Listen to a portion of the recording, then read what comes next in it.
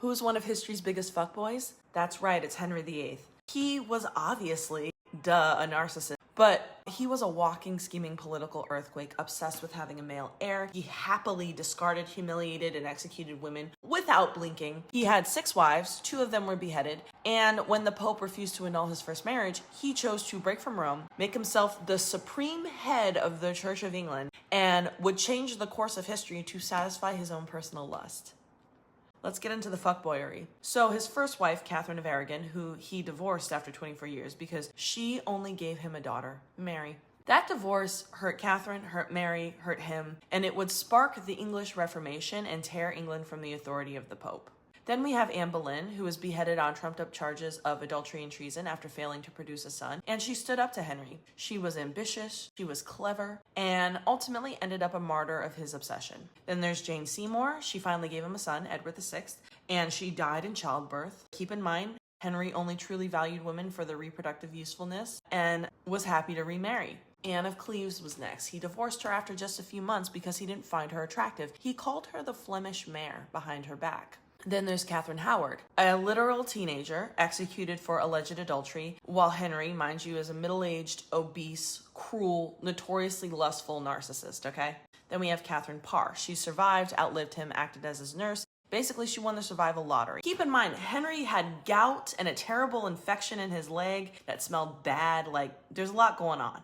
But he has his side hustles, right? His mistresses like Bessie Blount, who was mother to his illegitimate son, Henry Fitzroy. Then there's Mary Boleyn, Anne's sister, and so many other mistresses. He had such a chaotic and scandalous court. His toxic traits were both personal and political. He obviously gaslit the Pope. He blamed women for miscarriages that were caused by his own infertility and sent advisors, nobles, and even friends to the execution block if they failed to fix his marital problems. And it's true that he was known to be quite handsome and he was popular with the ladies and athletic in his youth, right?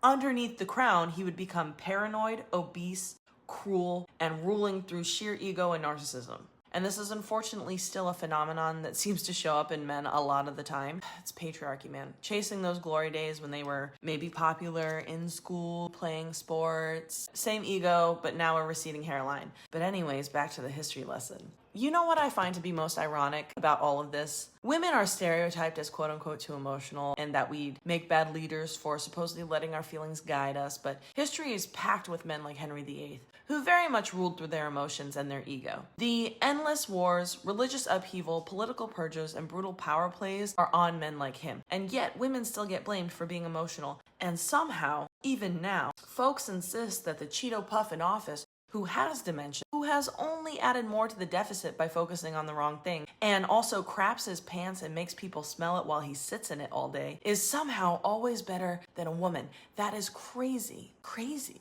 Henry VIII left behind a trail of ruined women, political chaos, a country forced into a revolution, all because he was obsessed with having a male heir and wanted to find his quote-unquote true love. So yeah, he is definitely one of history's biggest fuckboys. And also, I think it's time we stop letting men write the rule book on power, leadership, and quote-unquote emotional control, because history is littered with lots of fuckboys like this who had quite extensive power. Are we not living through another time like that right now in the US? Until next time, y'all.